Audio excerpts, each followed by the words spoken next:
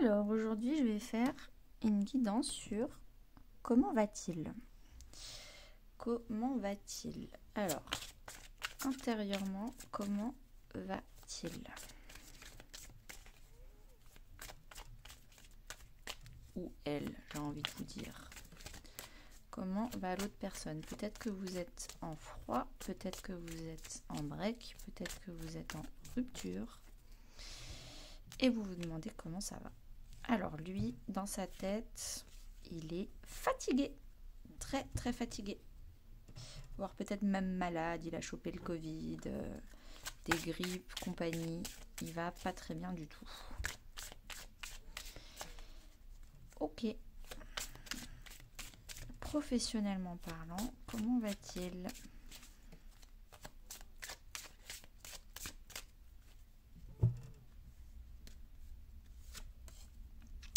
Oh, burn-out. Ok, donc professionnellement parlant, il est en burn-out. Ça va pas du tout.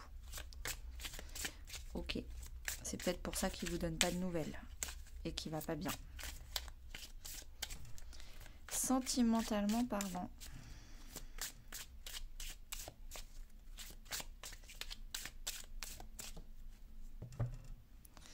Comment va-t-il sentimentalement parlant? Ah, il y a plein de choses qui bougent dans sa vie sentimentalement parlant. Il y a des surprises. Ok. Alors, on va les mettre là. Et on va continuer. Qu'est-ce qu'il va faire? C'est quoi sa prochaine étape? Comme il est extrêmement fatigué, prochainement, il va se passer quoi dans sa vie? Il va trancher. Il va arrêter. Il va faire une petite justice. Il va se rendre justice. Il va arrêter les injustices. Il va arrêter de tout porter sur son dos. Ok.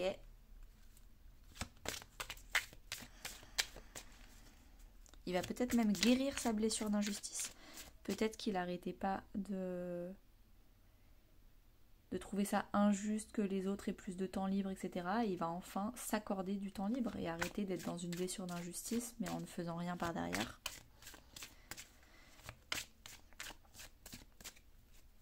Ok.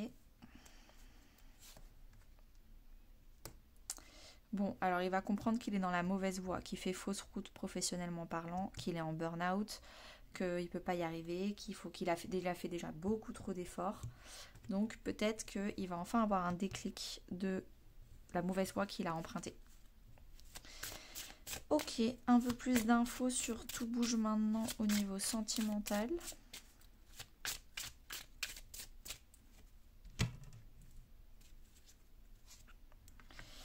Il est plein de doutes. Peut-être que tout bouge maintenant parce que justement il ne doute plus. Il y a un nouveau départ qui se prononce parce qu'il a enfin affronté ses doutes et ses peurs. Ok, bon lui il n'est pas au top. Hein. Il a des petites choses à régler intérieurement avant de revenir. Alors, on va poser des questions sur vous. Qu'est-ce que vous devez faire en attendant? Parce que je déteste les personnes qui attendent quelqu'un. On n'est pas là pour attendre. On a notre vie à vivre. Alors, qu'est-ce que vous devez faire en attendant? Oula, déménager, bouger, partir en voyage. Mais c'est surtout la carte, vous devez avancer, déménager. L'attendez pas en fait. Vous devez apprendre, vous stabiliser, être dans un apprentissage, apprendre plein de nouvelles choses, peut-être faire une formation.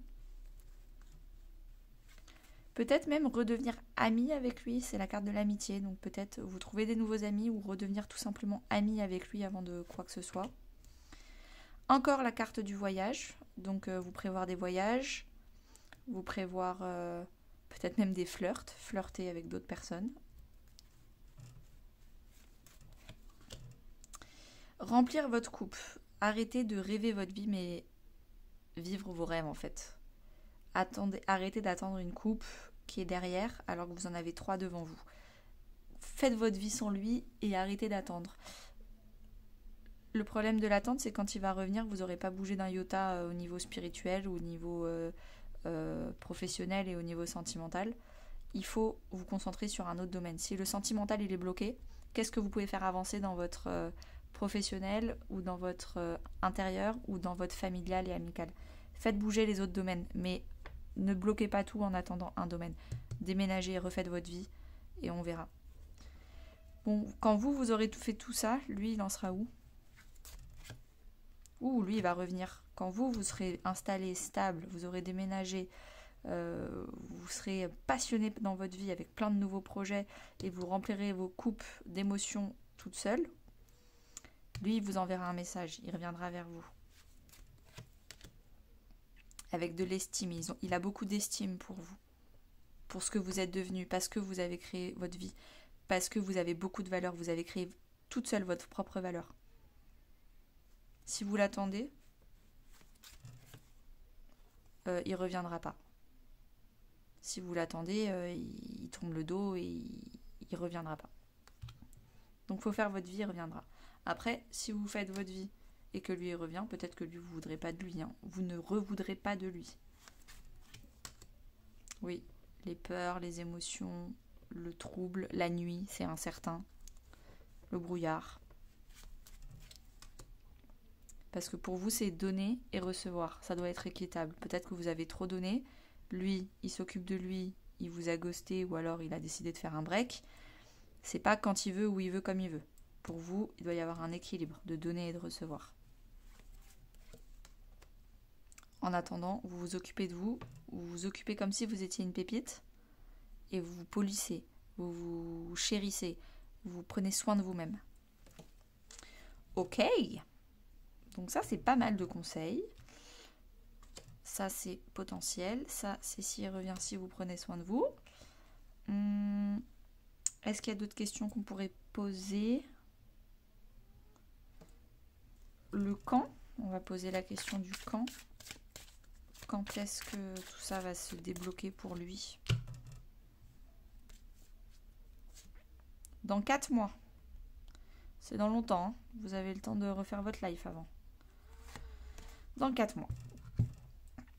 Ok. Eh bien, je n'ai pas d'autres questions et je vous souhaite une très bonne journée. Abonnez-vous pour demain.